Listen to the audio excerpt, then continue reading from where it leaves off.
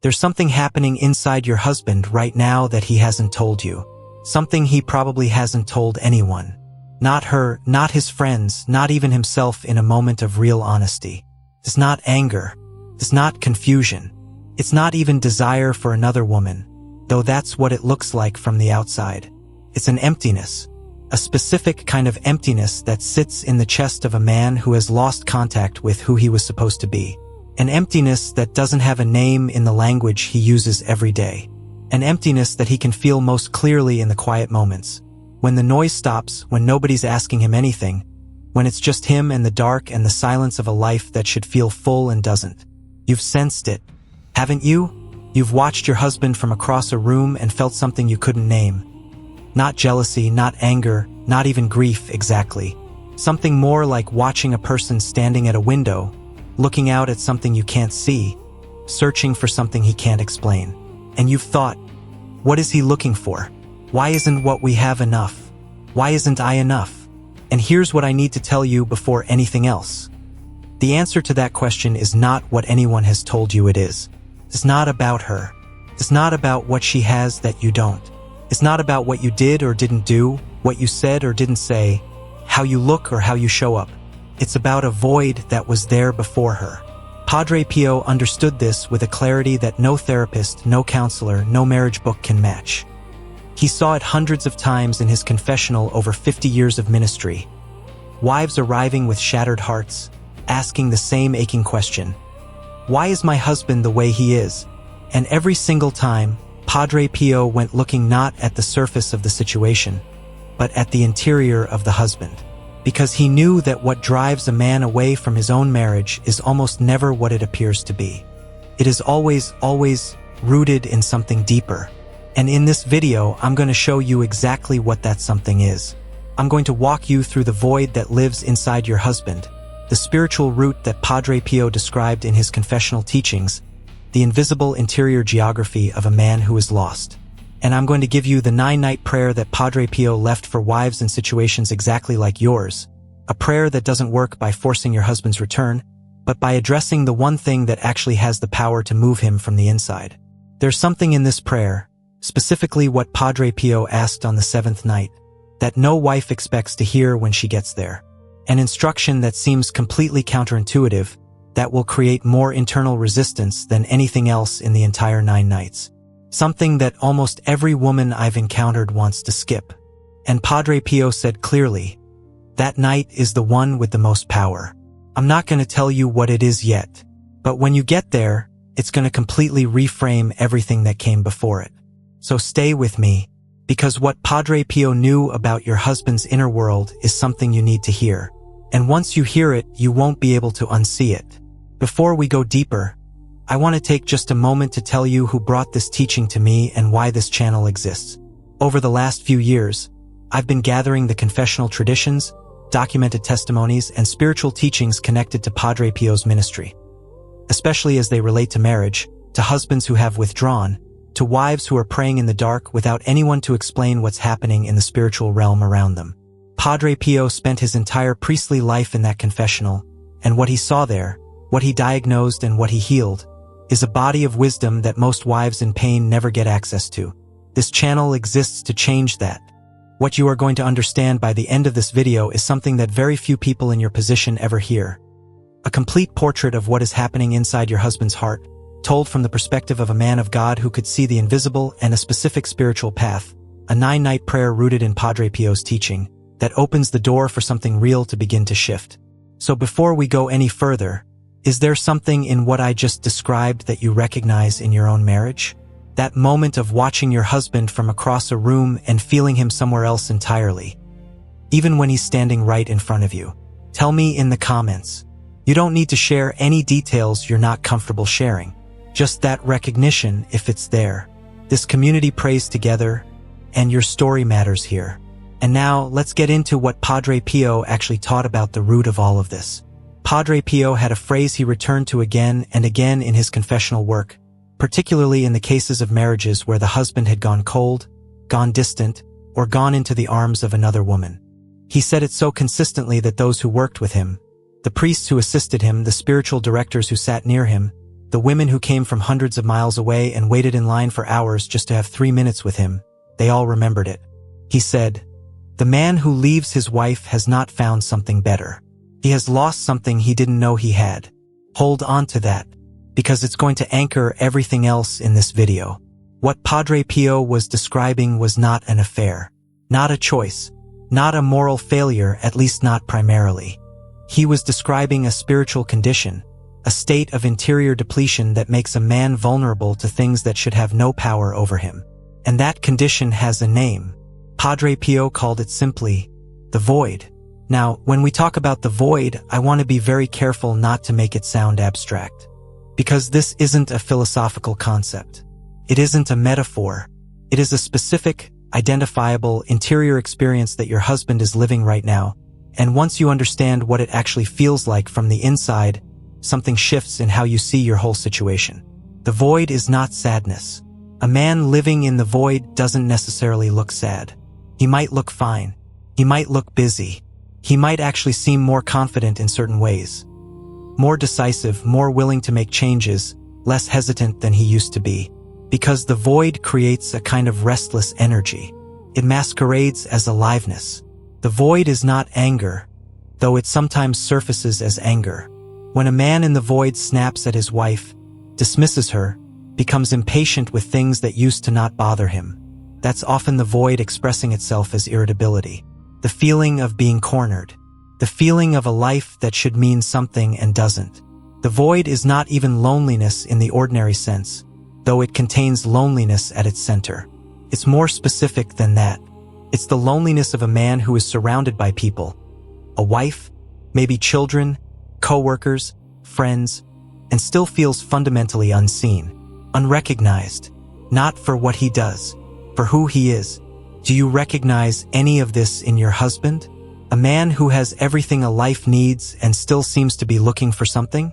Tell me, because Padre Pio was very specific. This recognition is not a condemnation. It is the first door. Let me tell you what the void actually is at its root. Because Padre Pio didn't just describe the symptoms. He went all the way to the origin. The void in a man's heart is formed when he loses contact with 3 things simultaneously: his connection to God, his understanding of his own purpose, and his sense of belonging in his own home. And Padre Pio was very clear that these 3 things are not separate. They are one system. When one goes, the others begin to follow. When a man loses his faith, not necessarily in a dramatic, conscious way, but just slowly, quietly, the way a fire goes out when no one adds wood, he also begins to lose his sense of why he is here, what he is for, what makes his life matter. And without that, his sense of belonging in his own home starts to feel less like rest and more like obligation. Padre Pio knew this. And what fills a void? Anything. Anything that creates the sensation of aliveness, of meaning, of being seen. Work, ambition, substances, and yes, another woman. Not because she is better, not because she offers something more real, but because she is new. Because she doesn't know the weight of who he has become in the daily grind of ordinary life. Because in her presence he feels, for a little while, like the void isn't there. That's the illusion. And Padre Pio saw through it every single time.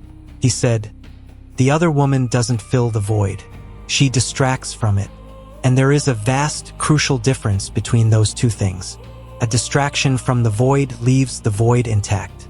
It grows underneath the distraction, hollowing out more space, demanding more of whatever is being used to cover it.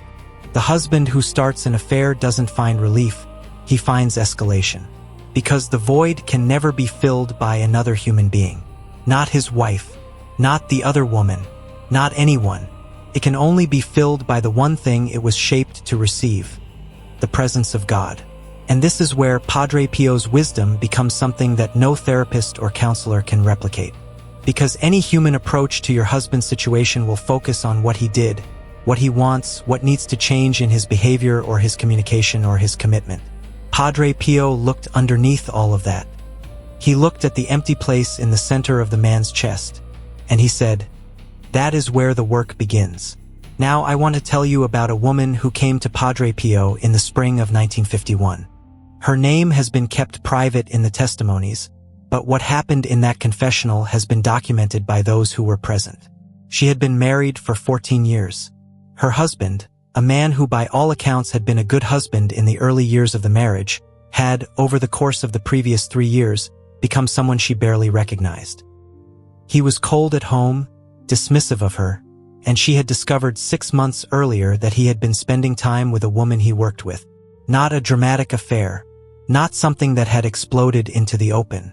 Something slow and quiet and devastating in its quietness. She had prayed.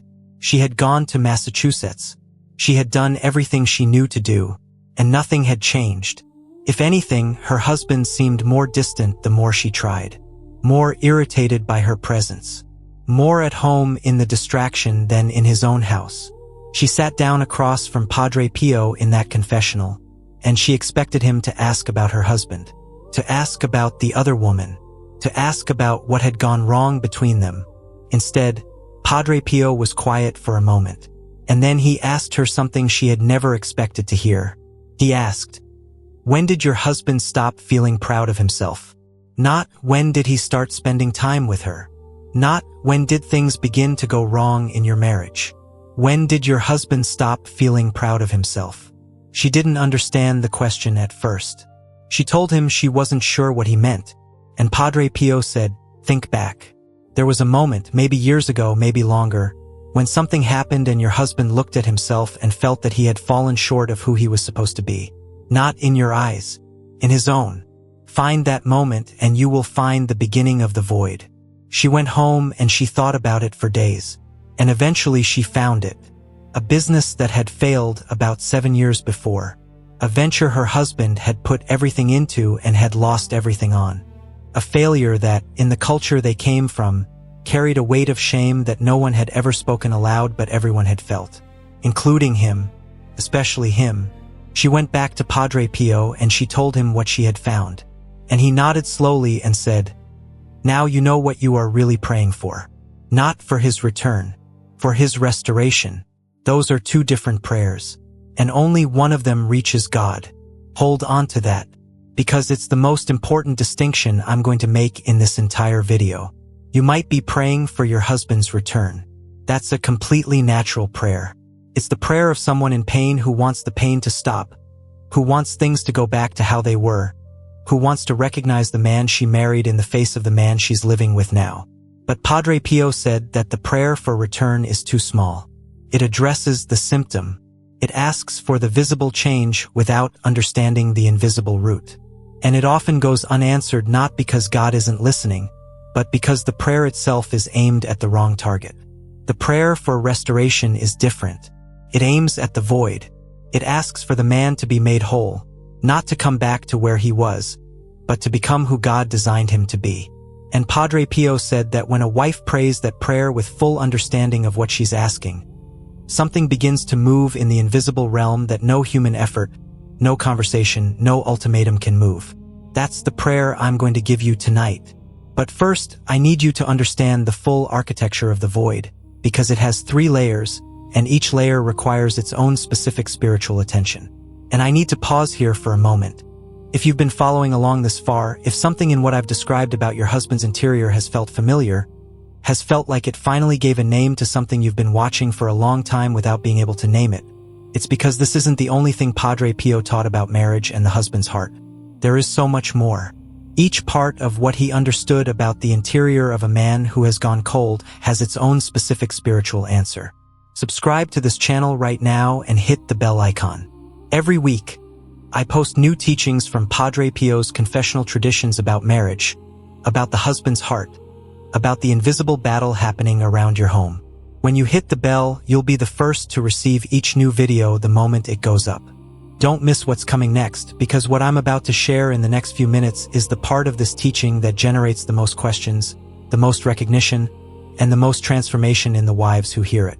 Subscribe, hit the bell, and let's keep going. Now, the 3 layers of the void. Padre Pio didn't describe the void as a single thing. He described it as a condition with depth. 3 distinct layers, each one formed by a different kind of loss, each one creating a different kind of pull toward the wrong filling. The first layer is the layer of lost identity. Every man comes into marriage with an image of himself, an internal picture of who he is, what he can do, what kind of man he is. That picture gets built over years, through his father's approval or lack of it, through his early successes and failures, through the moments when he did something hard and came out the other side. It's not arrogance. It's a man's sense of his own solid ground. But life has a way of eroding that solid ground. Quietly, slowly, without anyone declaring that it's happening. A job that diminishes him. A dream he gave up for the sake of practical realities. A season where he failed at something that mattered to him. Failed in a way that he felt he could never fully explain to anyone, so he just filed it away inside himself and kept going. These things take chips out of that internal picture. And when enough chips are taken, a man begins to feel uncertain about who he is. He looks in the mirror and doesn't fully recognize the person looking back. Padre Pio saw this in confessional after confessional. Men who didn't come to him directly. He saw them through their wives, through the shape of the pain their wives described, and he would say, "Your husband doesn't know who he is anymore. He has forgotten the man God made him to be." And that forgetting is the crack through which the enemy enters. Because when a man loses his sense of identity, he becomes desperate for a mirror that reflects something good back at him. Something affirming. Something that says, "You are still somebody. You are still worth something.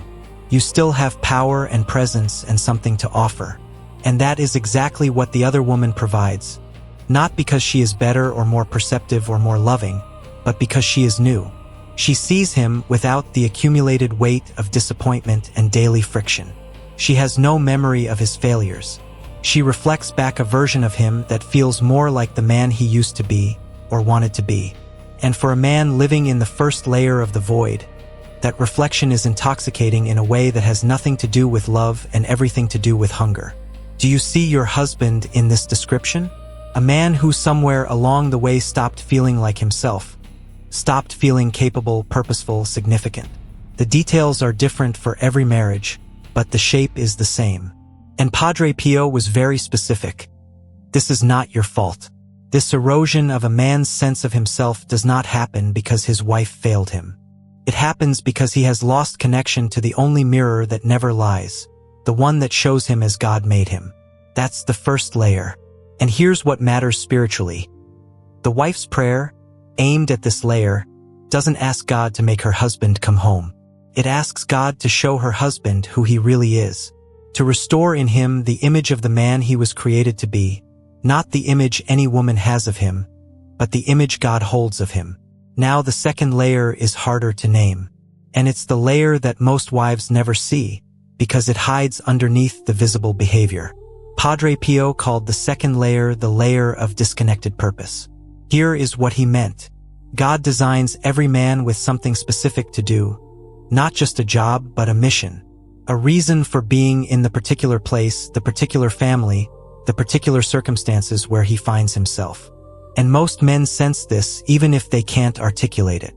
There's an interior compass in a man that points toward his calling, toward the reason his life matters beyond just getting through each day.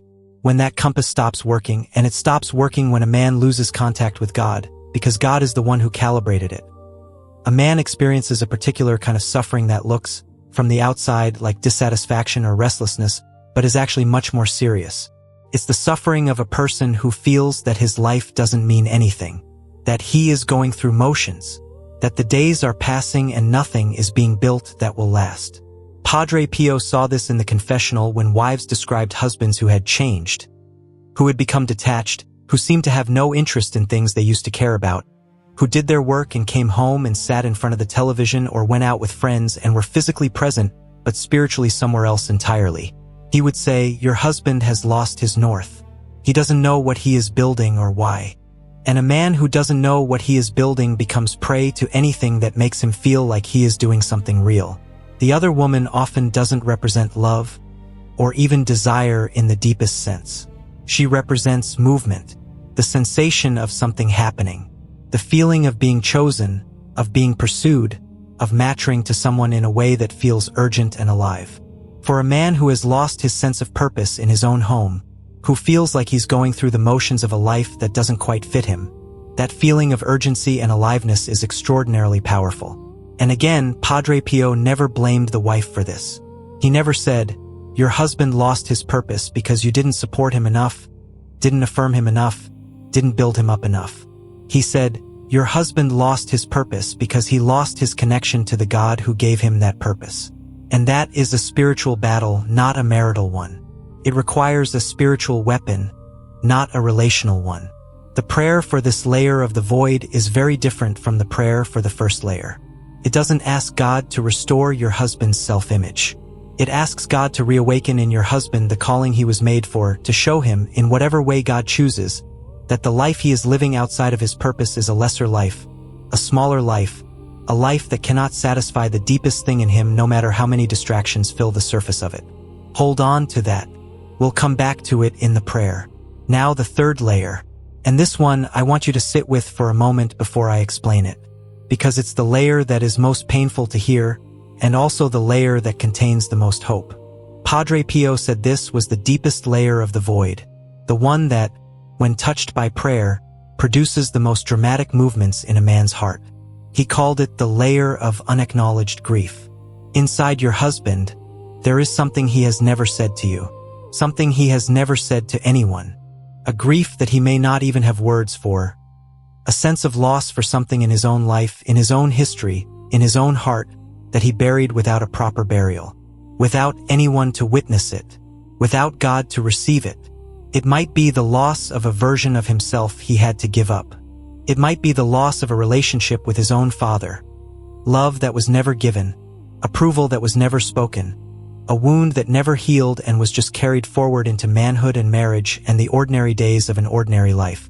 It might be the loss of something in your marriage, a version of the two of you together in the early days that slowly became impossible to sustain and that he mourned silently while the surface of things kept going. Grief that has no witness calcifies. It turns into something harder and less recognizable. Anger, detachment, numbness, the compulsive search for anything that makes a man feel something other than the weight of what he hasn't been able to grieve. Padre Pio said something remarkable about this in his confessional. He said, "The man who cannot weep before God builds a wall around the place where the wound is. And behind that wall, the enemy has room to work. Because grief that hasn't been brought to God, grief that's been pushed down and covered and managed, doesn't disappear. It becomes a dark room in a man's interior, and the enemy knows exactly how to furnish that room. With resentment, with the sense that something was taken from him, with the feeling that he deserves more than what he has, with the particular vulnerability of a man who is lonely in a very specific way, lonely for the kind of presence that would see him in his pain and not turn away. And sometimes, not always, but sometimes the other woman occupies that room, not because she sees him more truly than you do, but because she happened to be present in a moment when the wall cracked, when the grief was close to the surface, when the loneliness of unacknowledged pain was at its most acute. And she provided, even briefly, even superficially, the sensation of being seen. This is not a condemnation of your husband. Padre Pio never condemned the men whose wives came to him broken. He looked at them with something closer to compassion, with the recognition of a man who understood what it means to carry something that you can't put down and can't explain. And when the wife would sometimes ask, in confusion or in anger, "But why her? Why not me?" Padre Pio would answer gently, "Because you carry the weight of everything he has failed to be for you.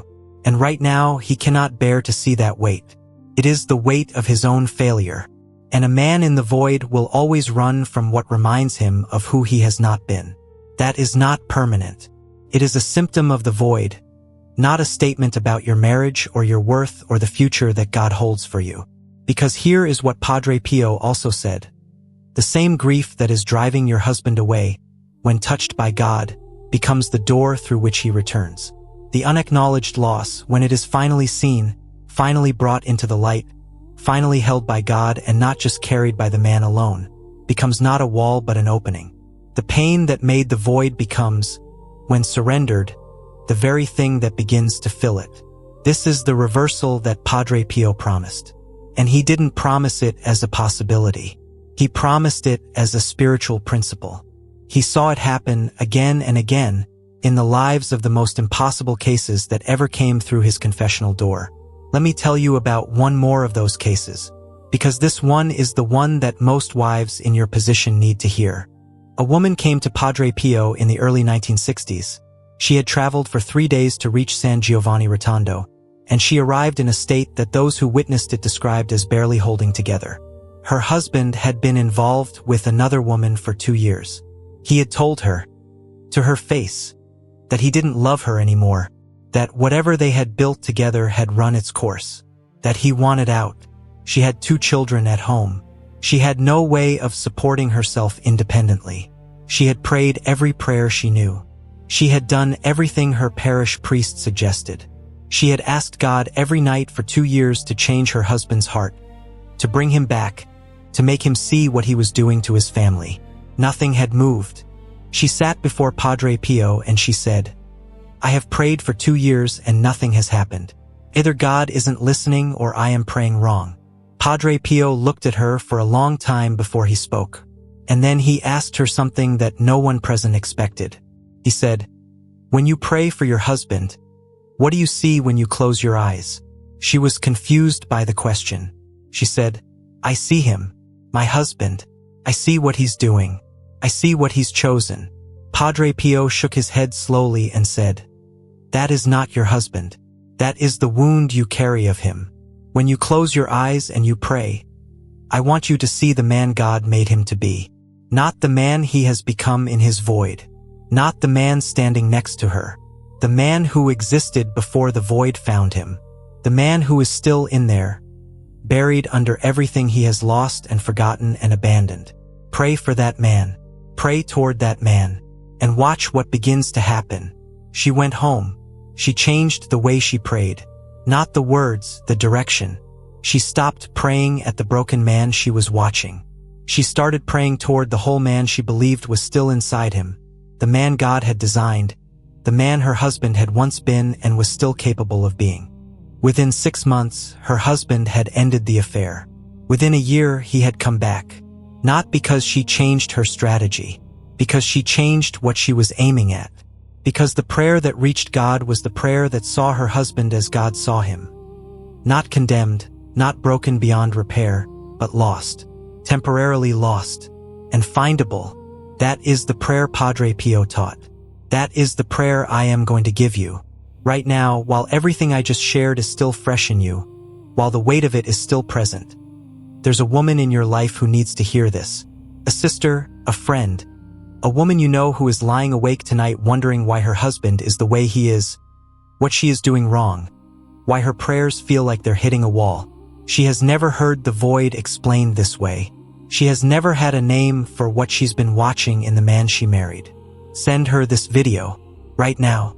Not because I'm asking, because Padre Pio spent his entire life making sure that no wife who searched for help was left without receiving it. And today, in this moment, you can be the one who makes sure she receives it. Hit the share button and send this to her. That act of love is already a form of prayer. Now, let's talk about the 9 nights. The prayer structure I'm going to give you is built on the 9-night framework that runs through Padre Pio's intercession tradition. 9 consecutive nights of specific, directed prayer that addresses each layer of the void and each movement of God's work in the heart of a man who has lost his way. The 9 nights are not a formula. They are not a ritual. They are a sustained act of spiritual attention. 9 days of choosing to aim your prayer at the right target, with the right intention, in the right direction. And each group of nights has its own prayer. Not one general prayer repeated 9 times. Padre Pio was very clear on this. The work is progressive. What you pray on night 1 is different from what you pray on night 4, which is different from what you pray on night 7. Because the void has layers, and God moves through them in sequence. Before I give you the first prayer, I want you to do something physical. Place your right hand over your heart, not as a gesture, as an act of intention, as a declaration that you are praying from a place of love, not from a place of wound.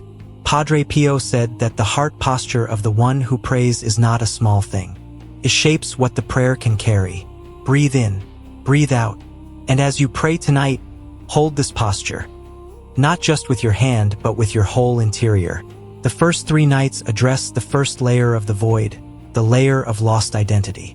You are praying for your husband to be restored to the knowledge of who God made him to be. Not who you need him to be. Not who he used to be in the best days of your marriage. Who God designed him to be from the very beginning. Nights 1 through 3, pray this prayer. Padre Pio, holy intercessor for the impossible. I come to you tonight not with anger and not with desperation, but with faith in the God who does not abandon. I bring you my husband, not as I see him now, not through the wound of what has happened, but as God sees him, the man God made him to be, the man still alive inside the person I have been watching from across a room. I ask you, Padre Pio, to intercede before God for the restoration of my husband's identity, that the voice of God would be louder in his heart than the voice of the void, that the image God holds of him, the image of a man made for something real and lasting, would begin to break through the noise of everything that has pulled him away from that image. I do not ask for his immediate return. I ask for his seeing, that he would begin to see himself again through the eyes of the God who made him, and that seeing would begin to shift everything else. Amen. Pray that prayer for 3 consecutive nights, slowly, with your hand on your heart. And after you finish, sit in silence for a few minutes and simply hold your husband before God. Not with desperation, not with arguments, not with the weight of everything that's wrong. Just with the quiet intention of someone who still believes in who he was made to be. Padre Pio knew this. He knew that the prayer offered in that quality of stillness carries a weight that urgent, wound-driven prayer cannot carry. Not because God is more moved by calm than by desperation. God receives both, but because the calm prayer is aimed more truly. It has cleared enough space to see the right target. Now the second group of nights, nights 4 through 6, addresses the second and third layers of the void simultaneously. The layer of disconnected purpose and the layer of unacknowledged grief. These 2 layers are often intertwined in the same man. The grief that has no witness feeds the loss of purpose, and the loss of purpose deepens the grief. So the prayer for nights 4 through 6 holds both of these before God at once. Padre Pio was specific about this portion of the prayer. Pray it out loud, not as a performance, as a declaration, because the spiritual bond that keeps a man in his void, particularly when another woman has become part of that void, operates in the realm of what has been declared, what has been spoken into the open, what has been made real through the voice. And the prayer that breaks it needs to be spoken into the same open space. So find a private place tonight, your room after the children are asleep, wherever you can be alone, and pray this out loud. Padre Pio, I come to you with the grief I have been carrying and with the grief my husband has been carrying without knowing its name. I bring before God the layer of my husband that has lost its direction, the place in him that has forgotten what he was made to build, why his life matters, what God called him to when he formed him. I ask God to reawaken that calling in my husband, not gently, not quietly, but with the kind of fire that cannot be ignored.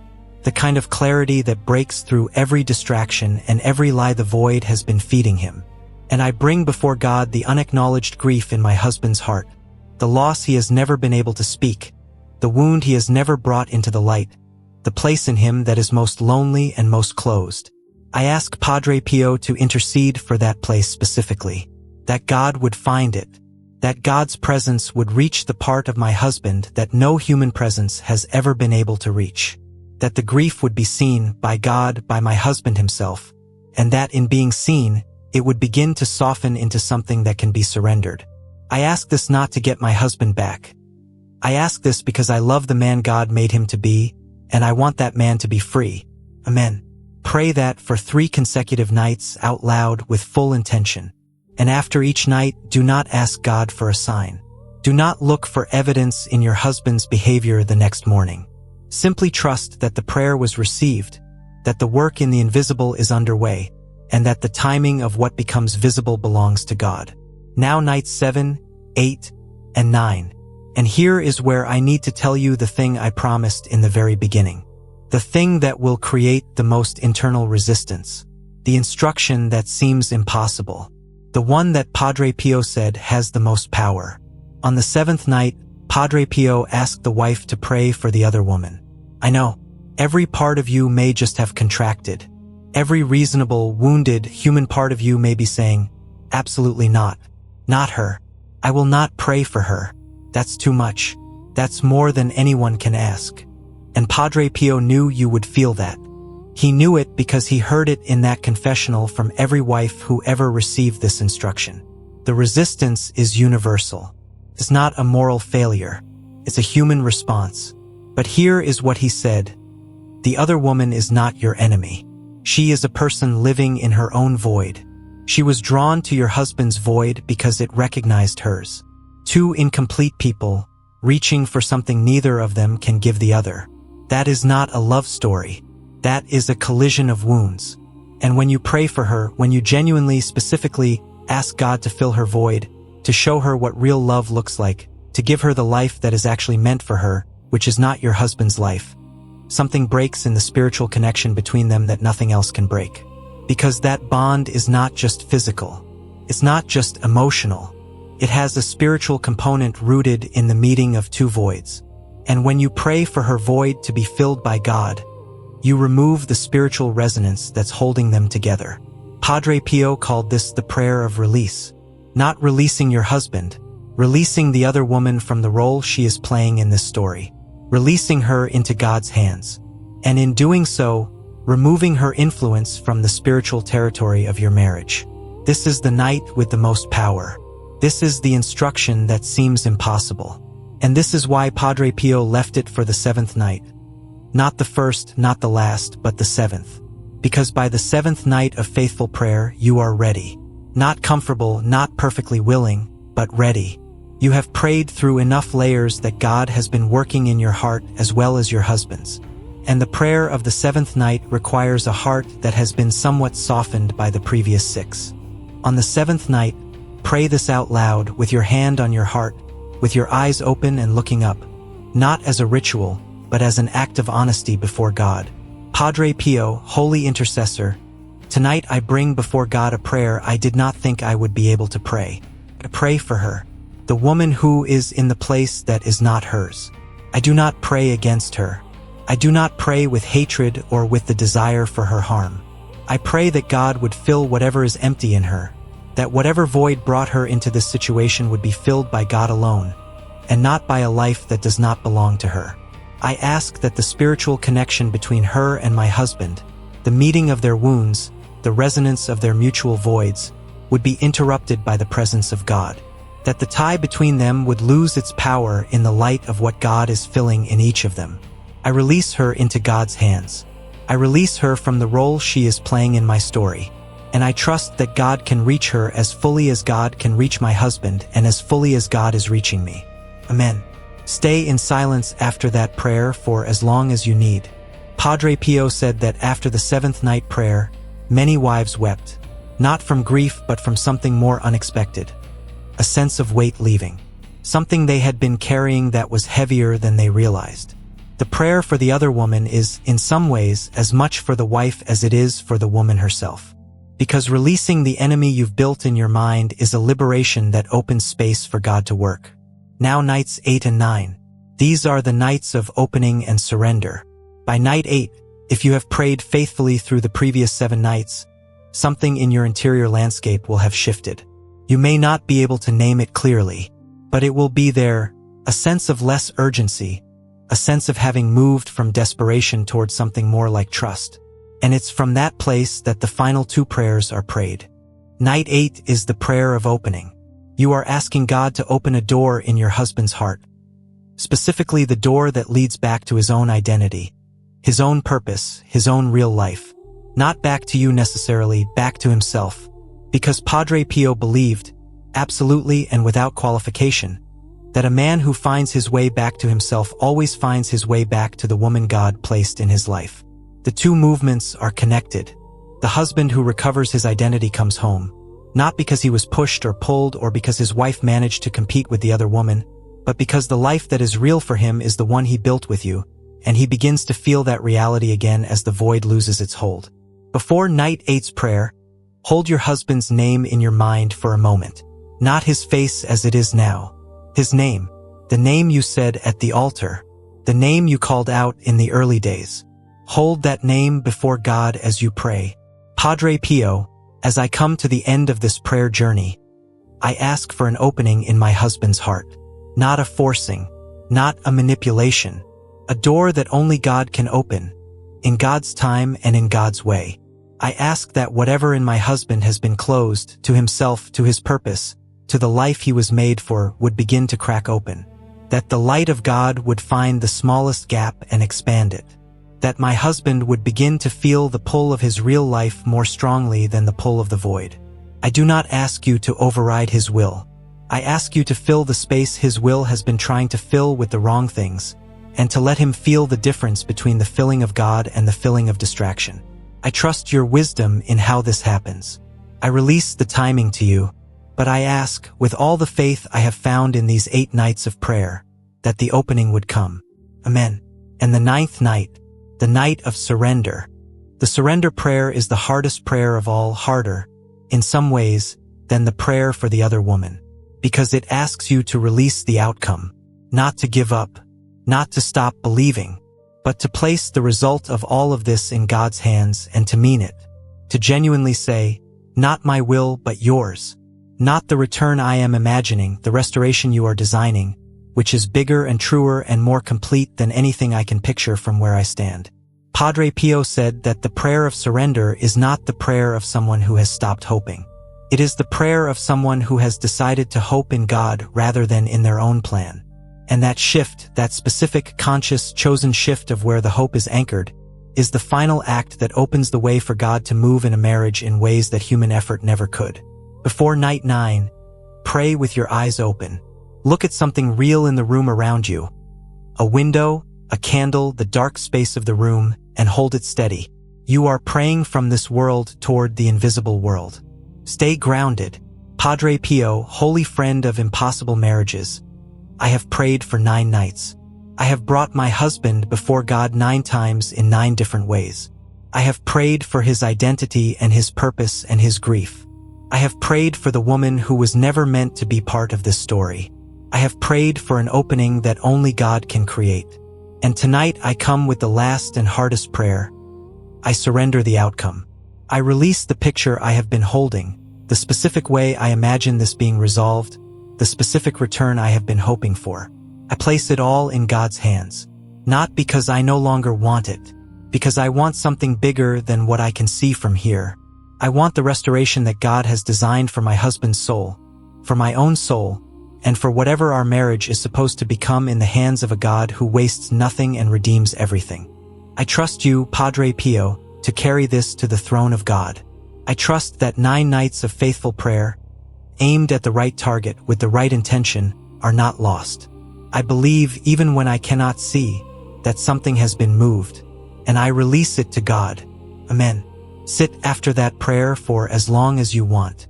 There is no rush after the 9th night. You have done what you came to do. The rest belongs to God. And now I want to talk to you about your husband one more time before we close. Not what he did. Not her. Him. The man God designed your husband to be is still in there. Padre Pio was certain of this. Even in the most difficult cases, the husbands who had been gone for years, who had said things that seemed final, who had constructed entire alternative lives outside the marriage, Padre Pio never gave up on the interior of the man.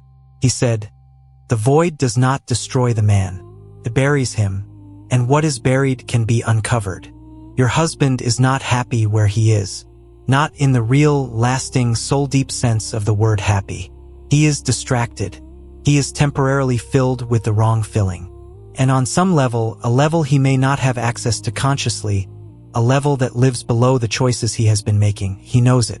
There is something in him that recognizes the difference between real and counterfeit, between the life that is truly his and the life that is just a way of managing the void. Padre Pio said that the wife who prays for the whole man, not the broken version, is like a lighthouse. Her prayer does not drag the husband home like a rope. It illuminates. It makes the real direction visible in the dark. And the man who has been navigating by the wrong light, by the temporary brightness of a distraction that cannot sustain him, will eventually, when the lighthouse is steady enough, be able to find his way. That is you. That is your prayer over these 9 nights. Not a rope, a lighthouse, steady, patient, aimed at the real man and the real God and the real life that is still possible. Padre Pio never abandoned a wife who prayed with faith. He saw thousands of them in that confessional over 50 years. He saw the cases that no one believed could be resolved. He saw the husbands who had said the worst things, made the worst choices, built the deepest walls. And he said, every time, that the prayer of a wife who truly understands the void and aims her prayer at the root of it is a prayer that God receives with full attention.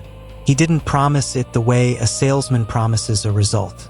He promised it the way a man who has seen the invisible promises what he has actually witnessed, with absolute certainty, with the calm of someone who has watched God work in impossible cases enough times to know that impossible is never the final word.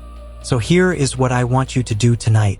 Before you sleep, place your right hand over your heart and begin night 1.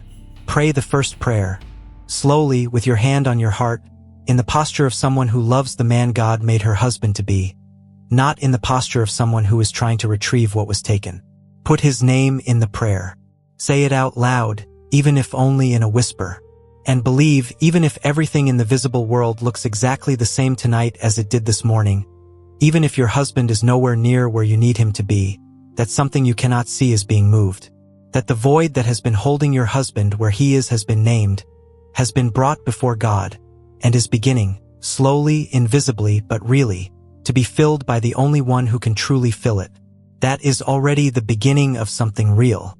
If something in this video moved something in you today, if there was a moment where you heard something and it finally gave a name to what you've been living with and couldn't explain, I want you to tell me in the comments what landed most for you. It might be the description of the void. It might be the confessional story about the woman who changed what she was aiming at. It might be one of the prayers. You don't have to share details. Just tell me what resonated. That small act of honesty, naming what reached you, is already the beginning of the kind of prayer that moves things. And give this video a like if something in it reached you. That like carries this teaching to more wives who are alone tonight, searching for an explanation that no conversation has been able to give them, watching a husband they love from across a room and feeling something they cannot name. Let it reach them. In the next video, I'm going to reveal something Padre Pio said about the moment a husband begins to turn around, the specific interior signs that precede his return that almost no wife recognizes in time, that are often misread as more withdrawal, and that Padre Pio said are actually the first movements of God working in the void. If you are in the middle of this right now, watching your husband's behavior and trying to understand what it means, you cannot miss that video. Subscribe, hit the bell, and I will see you there.